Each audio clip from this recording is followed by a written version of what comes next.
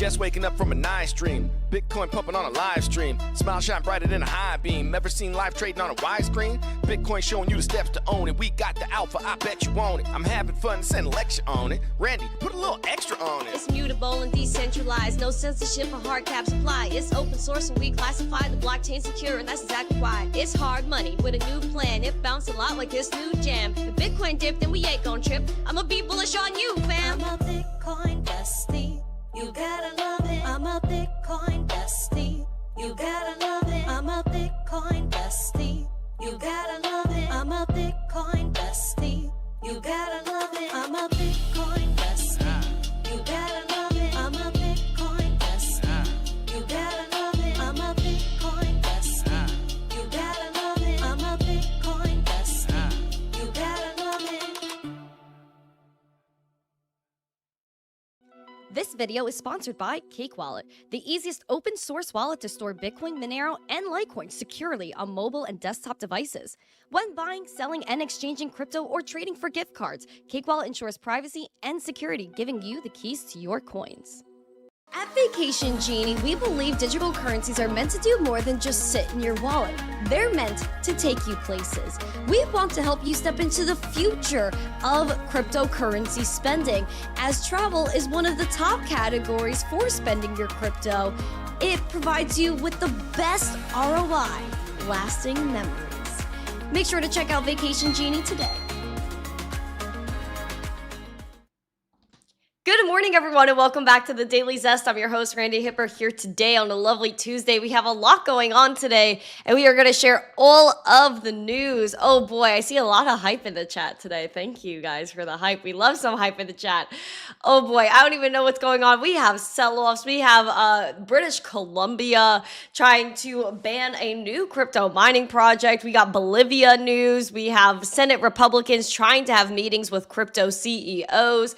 Polygon CEO is actually really debating Ethereum and if he still wants to be in the ETH army at this point. We also have House of Doge. If you guys haven't heard of them, well, we're gonna cover them because they're important. But also, they went and sponsored soccer, which was very interesting. Then Coinbase did the publicity stunt of all publicity stunts and also invested like a multi-million dollars, like $375 million into a platform. So if you guys are ready to hear about all that, plus your coins to watch, make sure you smash a like, subscribe, share this out with friends so more people know what's going on here. We have a goal of 150 likes, 150 live viewers, and a subscriber goal of 24,050. We hit 24,000 subscribers on the stream yesterday, and so I just want to say thank you. Shout out to Bullduck Eric, a member for 35 months. That's insane. That is literally insane. And it makes sense because he's been here basically since I started this podcast 3 years ago. So thank you. I appreciate you. And I also, before we get started, and I'm really going to try not to get emotional, I'm going to dedicate today's show to our bestie, Oval. I can't even say his name. I'm already crying. And it's just wild that we hit 24,000 subs, and it was his birthday today. And everyone put Delulu emojis in the chat for y'all that are new to this channel. It's been almost 2 years now since our best friend Oval passed. He was an icon in the crypto mining community. He was so smart and looking to do so many good things, and his life was taken from him way too early. So everyone put Delulu emojis for Oval. I can't. I gotta go get tissue. I'm sorry. Hold on.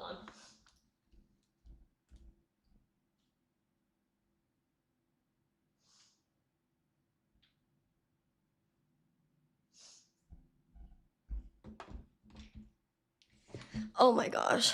I'm sorry, y'all. I didn't want to cry today. That's why I didn't go in the Discord this morning. I saw Eric's comment about Oval, and I was just like, I can't even look.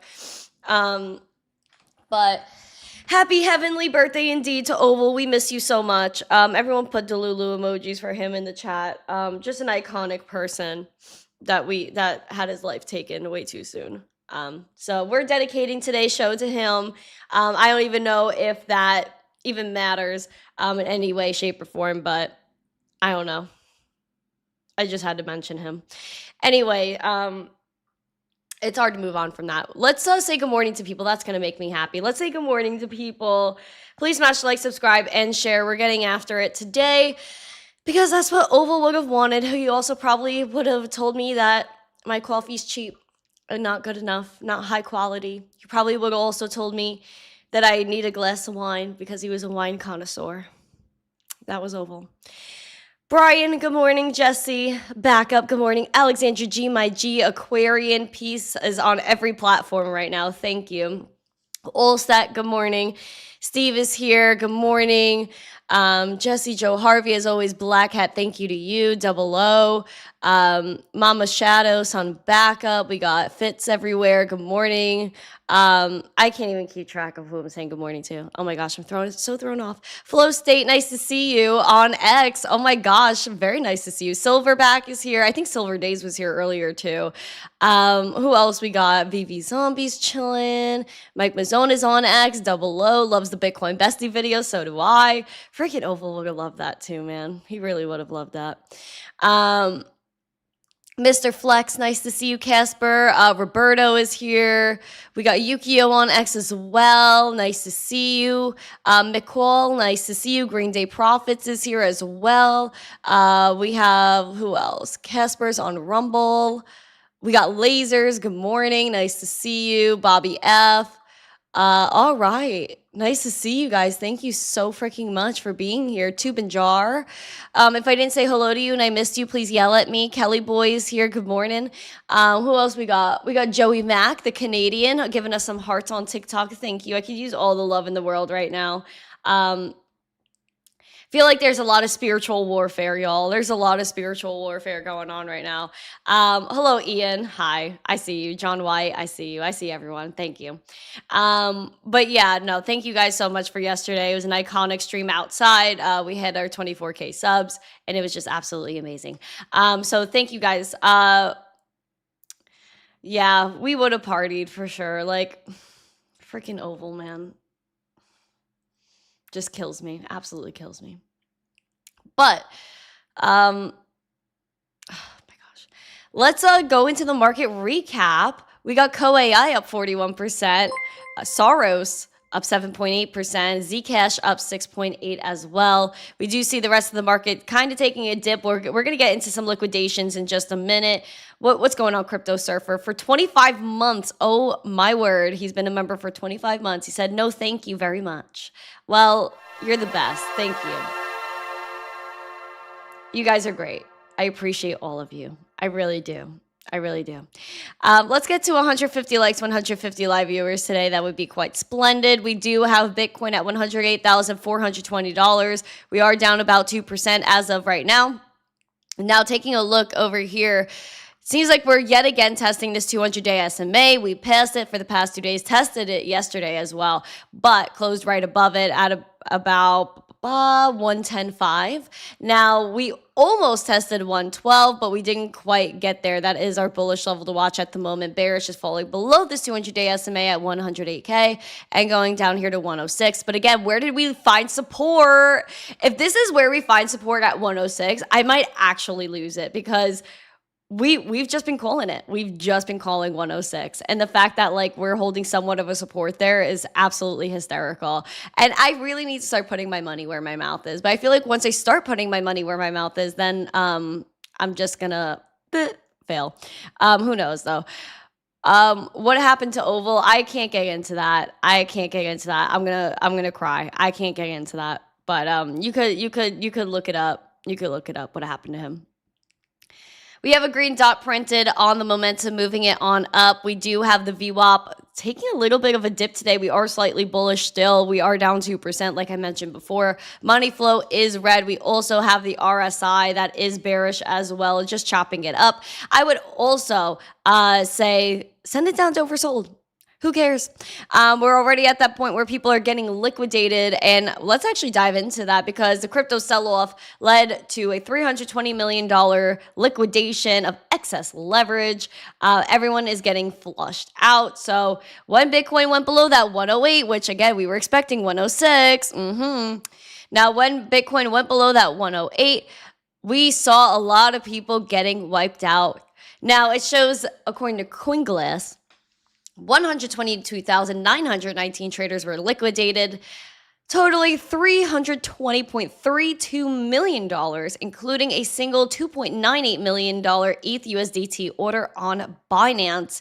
And US spot ETFs for Bitcoin saw a $40.4 million net outflow, including $100 million from BlackRock's IBIT, which is the largest one, which makes sense that most of the big moves are from that ETF as well.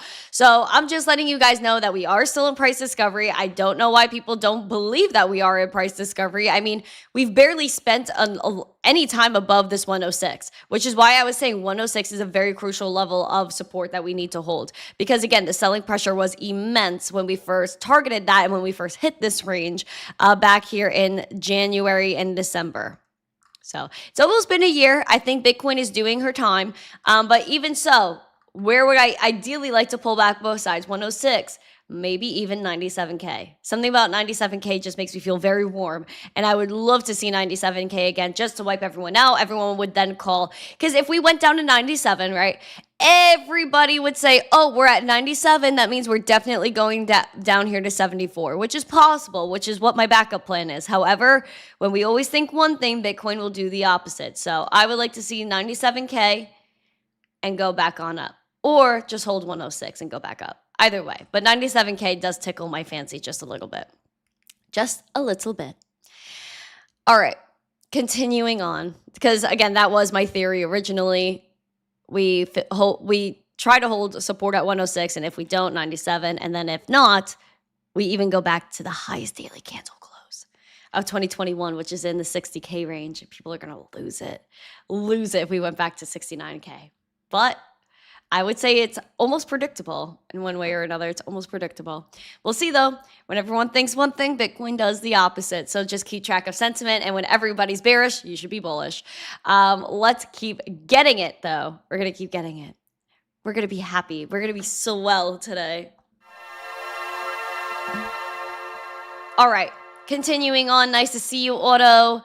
Shout out to everybody in the chat. Please smash the like, subscribe, and share. I feel like everybody really joined in yesterday because of the outdoor stream. I feel like that really intrigued people. I feel like it really intrigued everybody.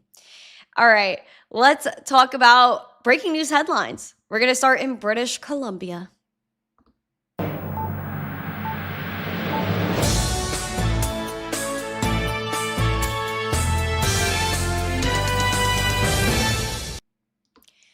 British Columbia is planning on permanently banning new crypto mining projects. This is interesting.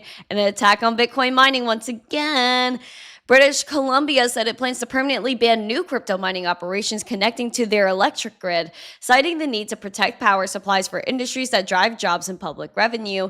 The move from the government of Canada's third most populous province is part of a broader legislative and regulatory overhaul unveiled on Monday that also places new limits on electric use by data centers and AI companies. And of course, this makes sense because it's in freaking Canada. Now, the government said that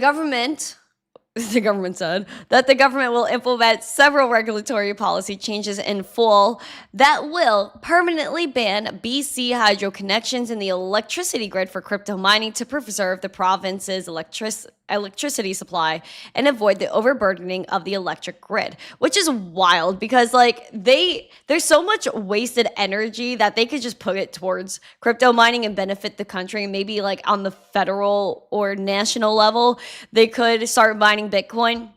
But no, Canada's selfish. They're very much going towards a communist type regime, and I feel very bad for my Canadian friends, Alex O, Piano Maddie B, all of our Canadians in the chat. My gosh, ridiculous. So Canada, then again, coming after crypto mining when they're just probably putting all that energy and electric towards the banks. And again, it makes you think, right? Put things in perspective. How much energy does it take to power the servers for the banks? To power the servers that, power our little magical banking apps? How much power does it take to power our ATMs? Keep the lights on in our physical bank branches, the AC in the physical bank branches, the heating, the lights, like pretty much everything in there. How much does it all cost? What's the environmental impact?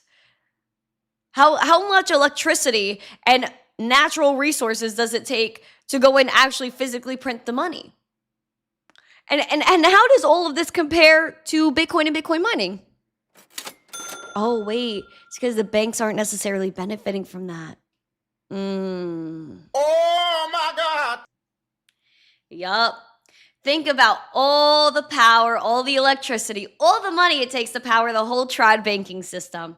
I would say it's a lot more than it takes to go ahead and mine Bitcoin and crypto. We should get the stats on that. Mining heats your house. Go off. And if you're in Canada and you're cold in your house, Bitcoin mining might be the solution. But no, they banned it. They're banning it. You can't connect to our electricity grid. Canada. You know, Dave Digital, good question too. Not only is it the physical locations, but how does everybody that works at the bank get to work? Do they teleport? Do they use gas? Or are they charging their electric car, where the energy to charge your car actually comes from all these things that they say are not renewable energy, not clean energy? Ooh, see, now we can really go down the rabbit hole. What's really powering all these EV chargers? So even if you're driving an electric vehicle, is it really environmentally sound? Just something to think about. Just something to think about there. Let's talk about Bolivia, shall we?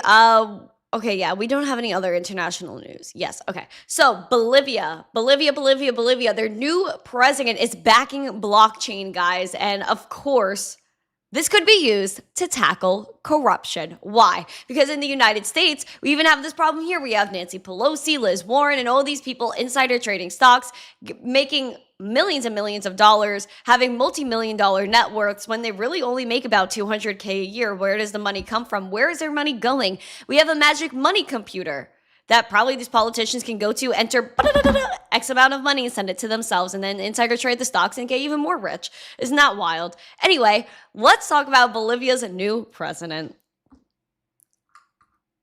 Look at him. He looks so happy. He's like, woohoo. Bolivian President-elect Rodrigo Paz plans to tackle corruption in his country's government using blockchain tech. The Associated Press, or AP, reported Monday that Paz defeated rival Jorge Quiroga in a 54.5% to 45.5%, and is set to take office on November 8th. Paz won Sunday's runoff on a centrist pro-market message and inherits an economy strained by fuel shortages and a U.S. dollar squeeze. For crypto observers, his government plan includes two concrete proposals. Now, the first is to use blockchain and smart contracts in public procurement. Now, the Partido Democrata Cristiano's official 2025 government platform program pledges the application of blockchain tech and the use of smart contracts to remove discretion from the state purchasing. So this aims to tackle corruption in state purchasing by automating some contract processes, which is very smart. I have to say that's pretty smart. Now, the second is a program to let citizens declare crypto assets in a new foreign exchange stabilization fund seeded through an asset regularization drive that explicitly lists crypto. Now, such funds are reserve pools used to steady the currency and pay for essential imports when U.S. dollars are scarce. And that includes crypto broadening what the government can tax or quickly convert to hard currency without holding volatile tokens. And so they say he's not a Bitcoin maxi. His platform frames blockchain as an anti-corruption tool and treats declared crypto assets as part of a one-off asset regularization push to capitalize a currency stabilization fund. Now, there's no evidence of a policy to adopt Bitcoin at a national level, but hold it in reserves or to roll out a retail legalization. But they are embracing digital currency, and I really do wonder if they're going to go ahead and embrace stablecoins to a larger extent, especially because in October of last year, they really were pushing for stablecoins like USDT. And even if we talk about this all the time, You look at a lot of these countries where their national currency is obviously like inflated to the max, literally worth flushing down the toilet. It's worth nothing. Like that exactly, my friends and family. And even if I was talking to somebody about this on Sunday. We had a whole conversation about money and stuff. And I was like, and we were talking about how people in other countries, they literally make jewelry, purses, and clothing out of cash because it's actually worth nothing. And so that's really scary, right? And we want to make sure we avoid that because, again, at the end of the day, even in the United States, we're relying on a centralized entity to determine our value at such a level that it's disgusting. Like, they could literally just print money for absolutely no reason. They could digitally print whenever they want. Again, Doge literally finding magic money computers. So we need a way to hedge against centralization, hedge against economic warfare, and the whole macroeconomic chaos of the world. And especially if you're in a third world country where you get paid this week and it's worth nothing next week, you want to make sure you could get access to another vehicle of purchasing power, and that is Bitcoin, and that is stable coins. All these countries, again, that have these horrible fiat currencies, well, they look to the next best thing, which in the fiat world is the dollar. So I always keep saying, I really hope the United States does good with all these stablecoin issuers and making it easier for people. And I was actually talking to someone yesterday, very important, on the phone. I might be doing some big things, y'all. We'll see how this works out. But nonetheless, they asked for my advice on the matter, and it was about stablecoin legislation, okay? And basically what we have going on with the Genius Act, from how it was explained to me, is that you need to have, like, if you have $14 billion in assets or whatever it may be, the $14 billion mark, then you're kind of covered under the Genius Act, and you have a little bit more protection. But then, and this is in the United States specifically, now, if we go to the states, then it's up to the states to say, okay, now let's pass legislation for stable coins for other issuers that don't have those $14 billion in assets to be able to, again, become a licensed issuer. So that is what we need to be focusing on, diversifying issuers. And this is what I was saying to the person trying to push these 3 bills out here in Florida, is that if we're going to have stablecoin legislation, if we're going to have stablecoins in this country, we have to understand that we cannot have a monopoly. And so right now, I believe in my little head over here, that Circle is by far a monopoly when it comes to stablecoins within the United States. Because again, Tether brought a US-based stablecoin, but it's not really that prominent. And if you look internationally, Tether is the most dominant stablecoin there is. Only because, again, like, you look at all these trading pairs, you look at international exchanges, and honestly, Tether just kills the game. So we need other issuers. We need to diversify that. I do not want a monopoly stablecoin issuer that could just like go ahead and like go on a crusade one day if the government goes a different way, and they go to the issuer and they're like, oh, we don't like these type of people, let's X them out. Because essentially with stablecoins, it's almost like a CBDC in one way or another. Like, you could say, you know what, I don't like you, I don't like what you're doing, so I'm going to freeze your funds if I think you're a bad actor. So we have to make sure that there's, like I said, diversification there. And especially if we're going to have stablecoin issuers based in the United States, darn, they should be based in Florida or Texas. Can I get an amen?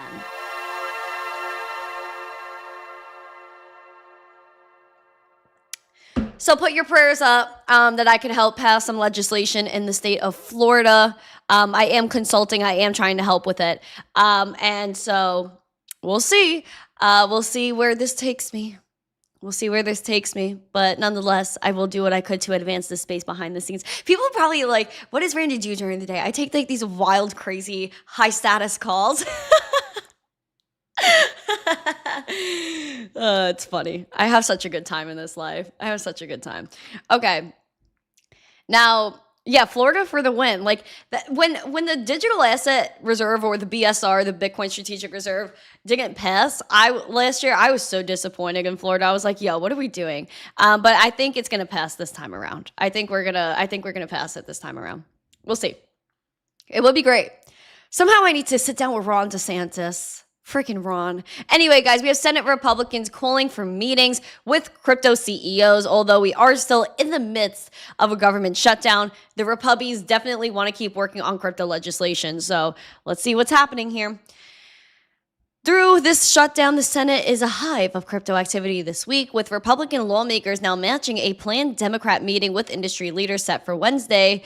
We do have CEOs like Brian Armstrong, Chainlink Sergey to meet with as many as 10 Dem senators, and we see that there's a lot of bills, but this bill talking about the broader crypto sector, market clarity.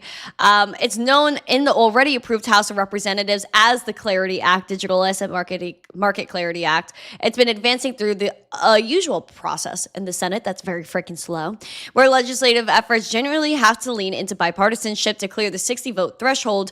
Repubbies on the Senate Banking Committee produced a working draft, but Congress then got mired in a budget dispute that has shut down the government. So essentially, we got nothing going on at this point. But we will see what happens, as we are going to see a lot of different people start to hit Capitol Hill, and I'm bullish on that. Hopefully I can be one of them soon enough, because we need some young people in this. We need some young people in this game, okay? Oh my gosh. I might become a Florida state legislator. That would be ridiculous. I would definitely advise on the matter. I would definitely advise on the matter. I don't know if I'm gonna really dive headfirst into politics, y'all. I feel like a lot of people are asking me to do politics and a lot of stuff lately. I'm trying to tread lightly right now, you know? I'm just trying to make sure I could survive before I start throwing fire and flames everywhere. All right, guys. That's what I was saying. Like, I'll advise on the matter. I'm gonna help do good things for crypto, but I'm not trying to be a politician, y'all. I don't think the world's ready for that. I think I'd just flip everything upside down, to be honest.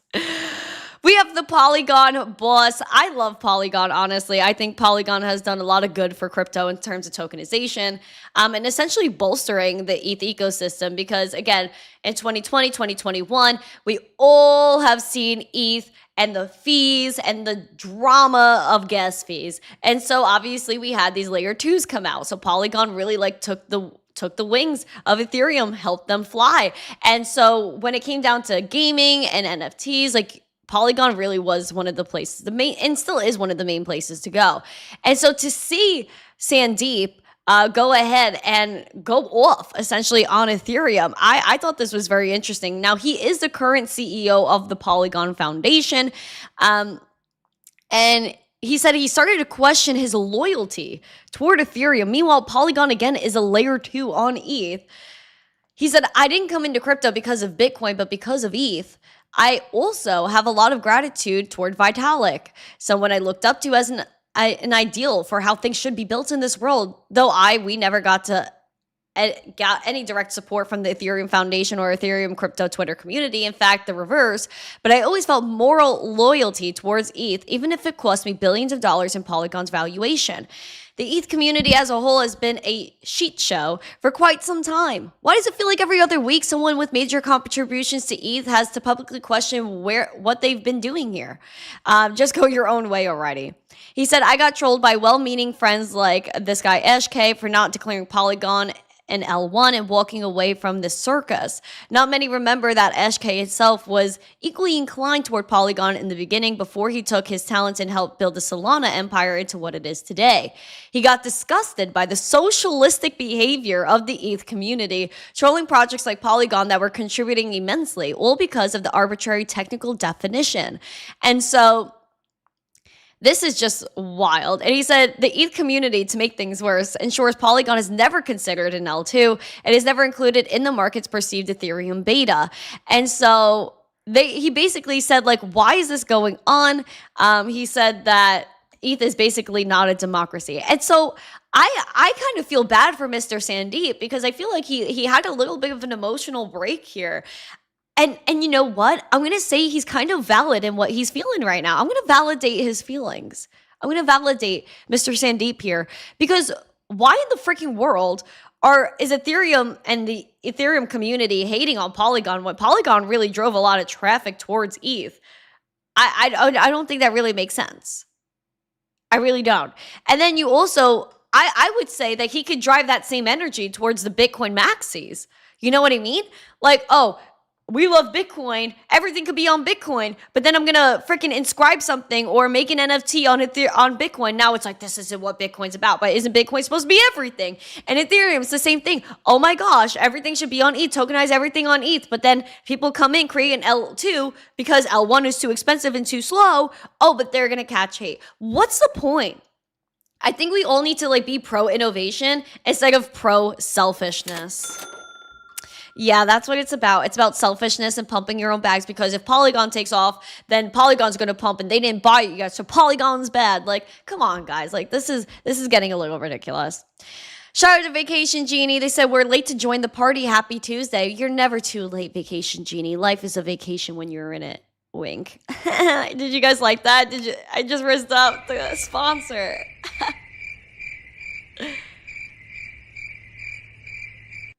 Maybe it wasn't funny. Maybe it wasn't. Aww. Don't feel bad for me. Don't pity my bad jokes. Oh my gosh, Fitz bringing up Alex Mashinsky. Oh my word. Oh my freaking word. You know what? It's so funny. I was at an event last Thursday night, and someone came up to me and I was at a place and we were talking about how like these people were like low-key asking for donations, and we're like, but where's the money going? And someone said, what if we could track where the money goes? I said, this is why I'm in crypto. And so I started talking to this dude. He's like, I work in crypto. I was like, no way. I can't really talk about what he does though, because I don't know. He said he signed NDAs, whatever. But I was like, whoa, this dude works in crypto. So he introduced me to another person. And this dude was like telling me, he was like, oh my gosh, like you're in crypto. That's so cool. And then I was like, yeah. He's like, but what about that Alex Mashinsky guy? I was like, what? I was like, people are still bringing up Alex Mashinsky. And I thought that was really funny. You're welcome. Thank you. You're welcome. Thank you. Just because it's Tuesday and we love you. Eric, to the PayPal. I can't, Eric. Thank you so much. Bless your heart, Eric.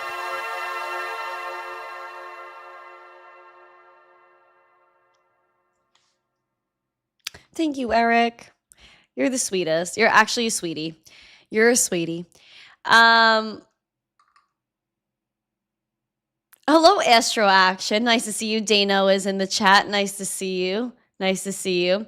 All right, let's get after it. Let's get after it. Hello, James. Hello, who is this? Tim? Hello, Tim. All right. Are we good on time? What am I doing? Okay. So we do have one last thing before we get into Coinbase spending $400 million on one man to a degree. Clickbait, just kidding.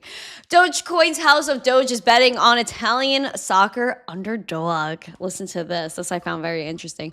Now, Doge Foundation's commercial arm is called House of Doge. They snapped up a majority stake in a historic but struggling professional Italian football team.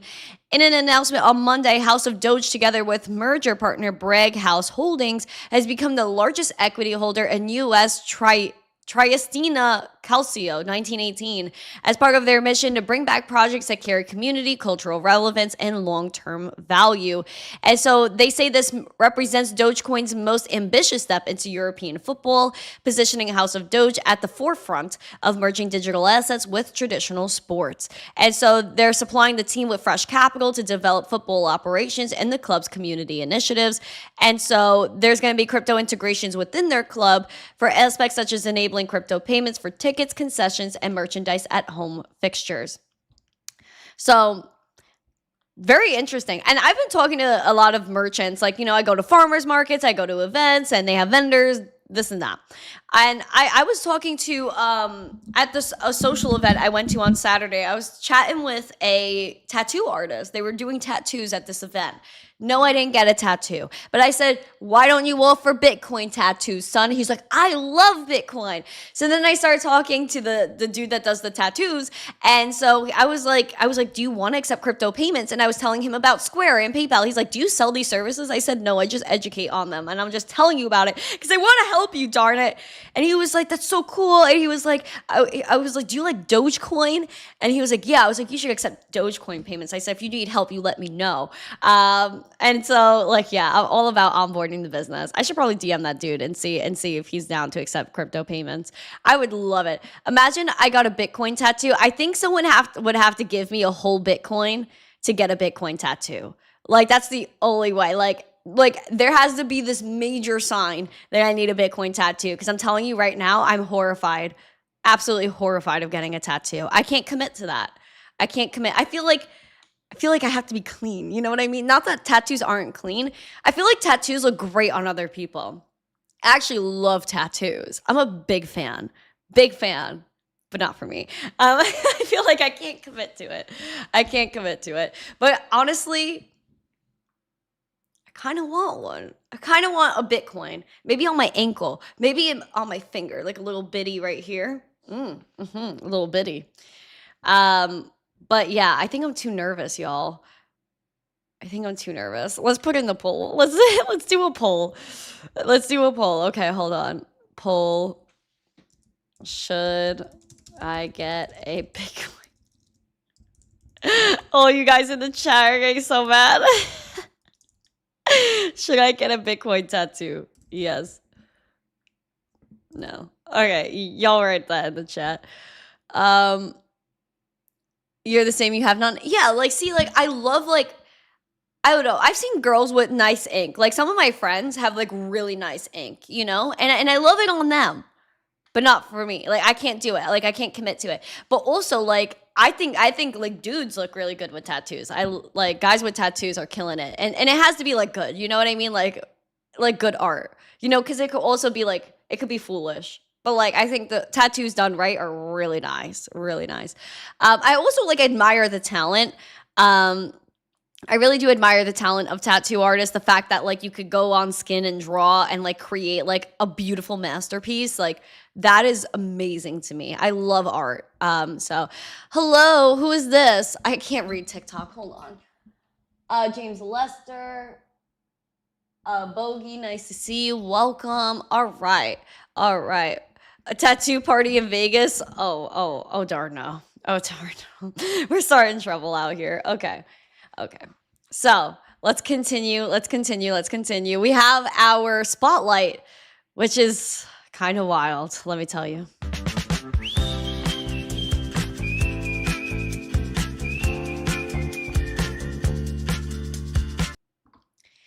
Guys, we do have bagels to eat, so please smash the like, subscribe, and share. If we don't hit 100 likes, there's no way I'm ripping and dipping on this show today. We have 75 likes. That is a travesty.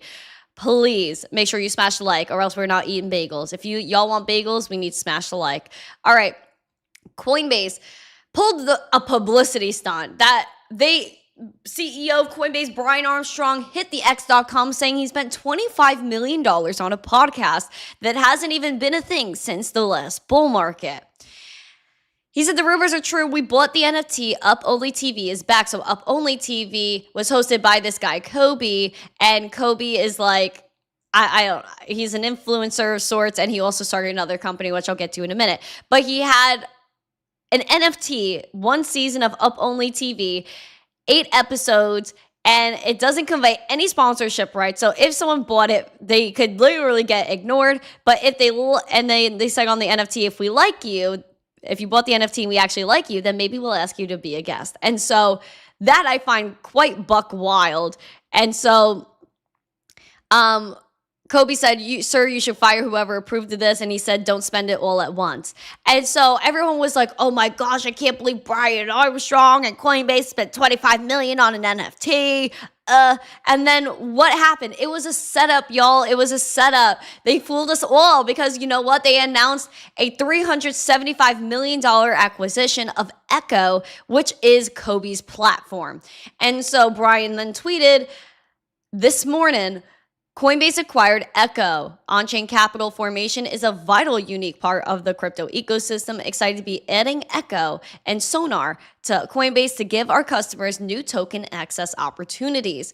And so This is more on it. Now, Coinbase acquired Echo, a startup focused on on-chain capital formation for that $375 million. This was founded by longtime crypto figure known by its Kobe pseudonym.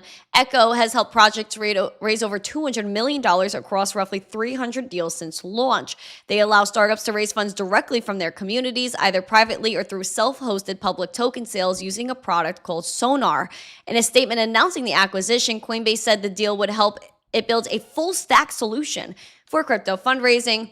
Now, for startups, that means easier access to capital and tools that align fundraising with their user base. And for investors, it opens the door to early stage opportunities that were often gated behind private networks. Kobe did say, which I saw this tweet as well, but it's in the article, Echo will remain a standalone platform under its current brand for now, but we will integrate Sonar's public sale product into Coinbase and likely introduce new ways for founders to access investors and for investors to access opportunities into Coinbase itself. And so this is what Coinbase is doing to become a bank, to go ahead and become basically a one-stop shop for everything, whether that's retail institutions or basically maybe our version of IPOs, especially because in this day and age, we want even access. We want to even this playing field, and we don't want to be an accredited investors. We don't want to have $300 million bazillion dollars in our bank account. Not really, but you know what I mean. To meet a threshold. Why do we have to meet a threshold? So the rich could keep getting richer while we get left behind? Why can't we get these early opportunities as well? So, you know what? Credit to Coinbase for being smart and doing what they got to do to expand their business. It's just the way it goes. But other people have yet to catch up. Oh God, hold her in the chat. I can't. I just cried. I can't keep crying. That guy said, I'll get a Bitcoin tattoo with you. Word. We're gonna get Bitcoin tattoos. Let's do some coins to watch. And maybe if we get 100 likes, we'll eat some bagels. Let's do it.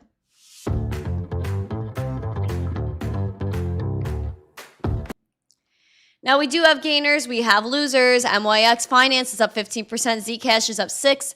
Dash is up 2.7%. We have Plasma up 1.94%. Sky up 1.85%. Leading your losers is Floki down 10% after its rise yesterday. FET is down 9.69%. Interesting. Tau down 6.9%. Sorry, hold on. Whoa, wait. Did that just take like a big dip or did my eyes deceive me? Okay. Hyperliquid down 5.69%. Ether down 5.71%. Hello, PNB. Nice to see you. Look at this. Look at this, guys. 24,000 subscribers. We're at 109K friends and family. Almost 110. Excuse me, chart. Okay, there we go. So look at Ethereum below $4,000. People are very upset about this, but you know what? We saw it coming. 39.30 is where you need to watch out for. We want to hold support here. We're at 39.23, down 1.43%. We're looking to hold this 33.71. Bullish is our golden zone of 4,250. But again, getting over that $4,000 is psychological, and losing it makes other people lose it. We do have a green top printing on this momentum. It's moving up ever so slightly, surprising, but the VWAP is heading towards that zero line. We do not want it to go bearish. We do have a money flow that is decreasing ever so slightly. And then we have the RSI, which is chopping it up mid-bear. Now, Litecoin is at $94.20, up 0.18%. We want to hold this 91. Bullish leads this 200-day SMA at $99.58. We do have a green dot printed, pulling up that momentum. VWAP is a little bit flat today. We also have the money flow that's a little bit red as well, hoping that picks up, obviously. And then we have we also have the RSI, and we want to send this to oversold, honestly. Let's send it down. We don't even care anymore. James said, loved my 24,000 subs. Thank you. Crypto Princess said, don't get a tattoo. Okay, if she says so. Guys, Crypto Princess will be live after this as well. Please make sure if you haven't yet, go subscribe to her, and you guys will get redirected to her show automatically when this one ends. Now, did we hit 100 likes? Only 83 likes. Oh, y'all. Is it possible to get 100 likes today? Is it like a thing? Is it gonna happen, please? I know the market's down, but like, can we still be friends? Guys, there's 37 of you guys on TikTok, 38. Can you guys go to youtube.com/missteencrypto and hit the like so we could go eat a bagel? I really want to eat a bagel right now. We're going to eat a bagel. Randi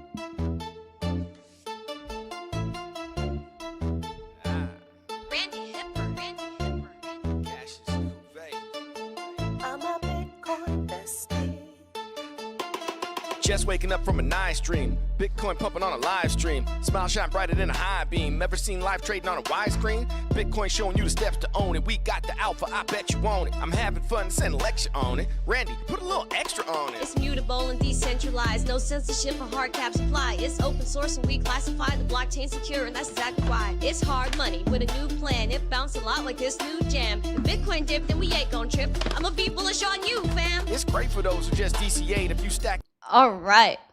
There's no way for you to get the fake account of yours with 90K followers removed. No, I literally don't know what to do. And you know what? I can't even get to their page. The imposters, they block me. So I can't even get on to their page to go ahead and report them most of the time, which is really messed up. So if you're on TikTok, just know what my account is, know that this is my real one, and block all the other ones. And TikTok won't verify me. I give them all the news articles I was in. I give them everything. They still don't verify me on TikTok because they actually shadow ban me over there because they don't like what I'm talking about. But meanwhile, my other account that I post like basically mindless nonsense on, they definitely love my content on my second account on TikTok. I have something that has nothing to do with missteencrypto. It's strictly my name. And I'm posting like almost mindless content. And I'm getting like thousands of views, thousands of likes over there. Like, it just doesn't even make sense. It doesn't even make sense. 10 more likes, guys. Pump it up, please. Baby, it's a sound check. I wanna check this sweet mind. Why don't you check yours too? Why don't you like and subscribe and share this video? Okay. Guys, we got bagels. Oh my gosh, Chief, I can't. We have bagels. This morning I also got spicy and I ordered orange juice. I really needed orange juice. I feel like I needed a little bit of extra sugar or whatever in it. So I got some orange juice and then I got my bagels this morning and I have my scallion cream cheese. Scallion cream cheese is back, everybody. It is so delicious. So it's time for the rip and dip. I need a transition for that. Do you guys think like AI can make like a fire transition? But like, look at the color on this bagel, okay? Like, it's bubbly, it's nice, like, beautiful. We love it. We love it. Okay, let's rip a piece. Okay. We have our piece of bagel. I freaking love bagels, man. I freaking love bagels. Okay, it's time for the best part of the show. Oh my god. Banger!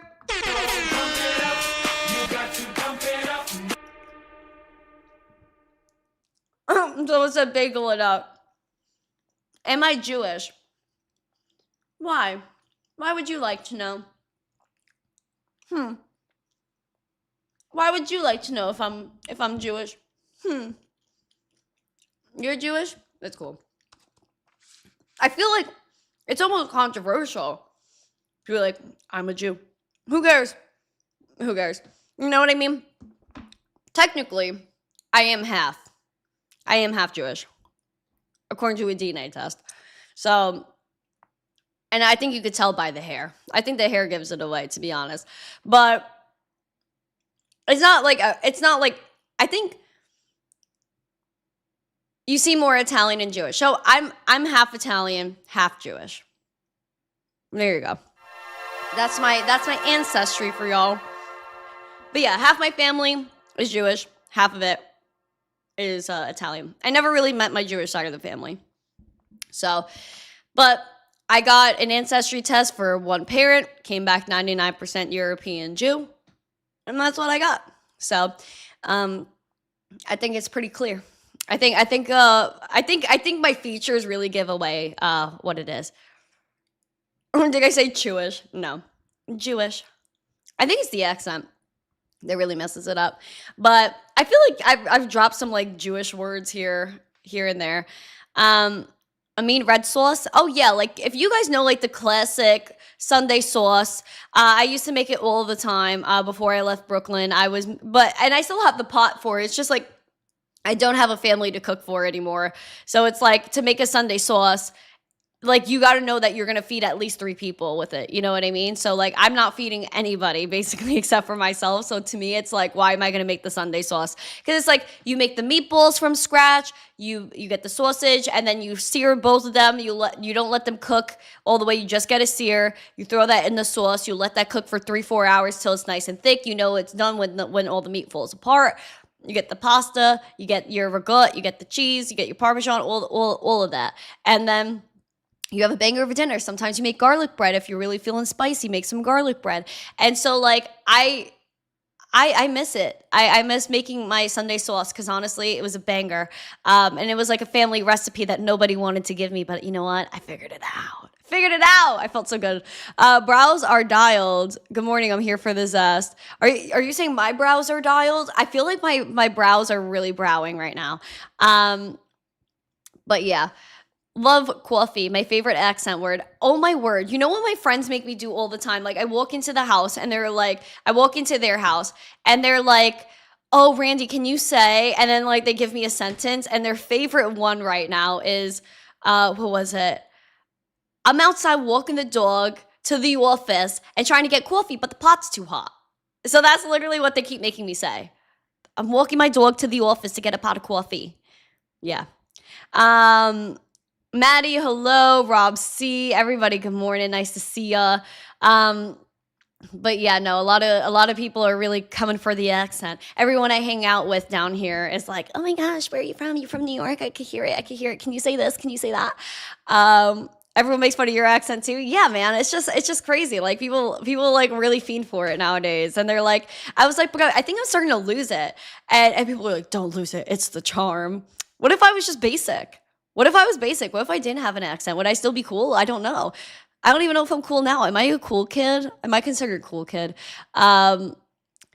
There was a bear, a chair. There was a bear. It was a chair. It wasn't fit. With the Boston accent, that's like really funny. Honestly, Scott Herman, who's like the top fitness influencer in the world, plus he works in crypto. Like I love hearing him talk with his Boston accent because his and like our accents are so opposite. And so it's just funny. Like I say Boston, he's like Boston. How does it even work? Like you really got to like open your freaking mouth to do that. Boston. I think New York's just aggressive and really lazy when it comes to talking and, you know, accents and stuff like that. I feel like New York's a little bit, but also like it was explained to me that the New York accent is kind of like kind of almost a British accent in a way. It's like a spin-off of that. And so like that's how it was explained to me, like why New Yorkers talk like that. But then it's like, why doesn't Boston speak like that? You know? Oh my God, chutzpah. Like, you know, like I say things all the time like, oh, look at that schmutz. Like that schmata over there. Like, and people are like, what does that even mean? Or I'm like, oh, I got spolkas. Like no one knows what that means. And it's like coming from Brooklyn, obviously you got all the Italians, you got the Jews. And it's like you pick up kind of on all of that. Oh my gosh, yenta. You know, all the Italians would say yenta, even though it wasn't an Italian word. It's a Jewish word, yenta. And all the mothers were yentas. Oh, you got to deal with the yentas outside of school. They're yapping and they're talking about all of us, these yentas. Yeah, no. Yenta's a good one. That's a throwback for me. Absolutely, a yenta. Boston. You love the accent. Thank y'all. Yeah. Yenta is a good one. I think I gotta bring that back. Yiddish, I believe it is Yiddish. Oh my God, peace verklempt. That's such a good one. You know what? I used to say that on the show a lot. Like people would just get verklempt. Oh my gosh, that's a good one. Banger. I love verklempt. Verklempt is one of my favorite words in my vocabulary. Absolutely, 100%. The yentas. Getting overclumped.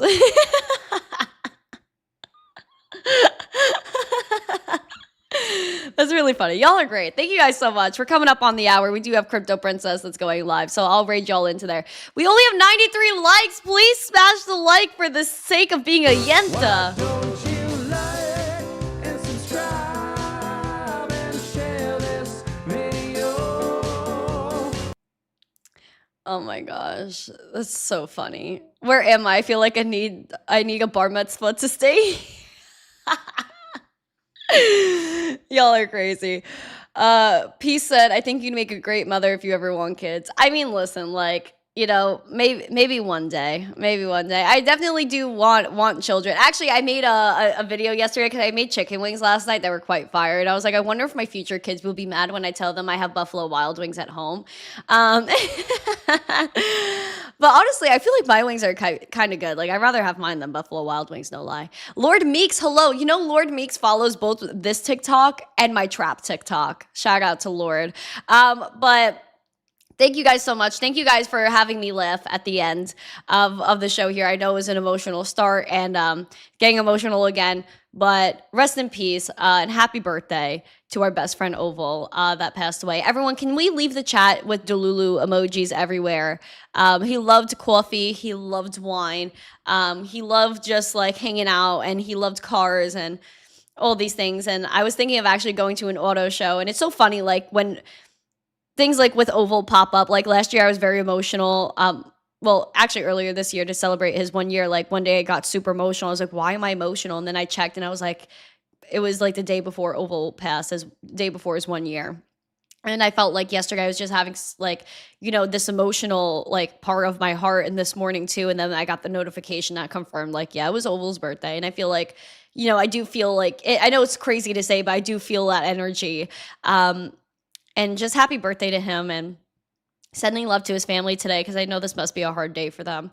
But great guy, gone too soon. And so just go ahead and put Delulu emojis in the chat. Go hang out with Crypto Princess. Thank you guys for making me laugh. Thank you guys for being such amazing people. Thank you for 24,000 subscribers. And I know Oval would have loved to see it too. Like, he just rooted for us so hard on this channel. So I always think of this poor kid. But thank you guys so much. I appreciate every single one of you. Stay happy, stay positive. These are not like sad tears. They're just tears. They're just tears. So thank you guys so much. Happy birthday to Oval. We miss you. Bless up. Hope you're doing well with the Lord up in heaven. Thank you guys so much. I hope you guys have a beautiful day. Happy freaking Tuesday. If you have not yet, please smash the like, subscribe, share this out with friends. Go over to our TikTok. Go over to Instagram. Instagram, we are shadow banned very bad right now. Please go over and support our Instagram, please. Have a beautiful day. I will support you guys every single day of my life. I hope you guys know that I'm working every single day to go ahead and make this space better and to do good for us. And maybe I'll make an NFT and someone could buy a season sponsorship pass to the Daily Zest for $25 million.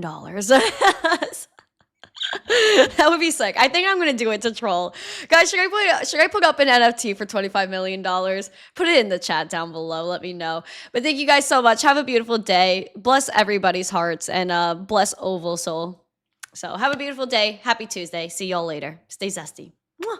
Peace.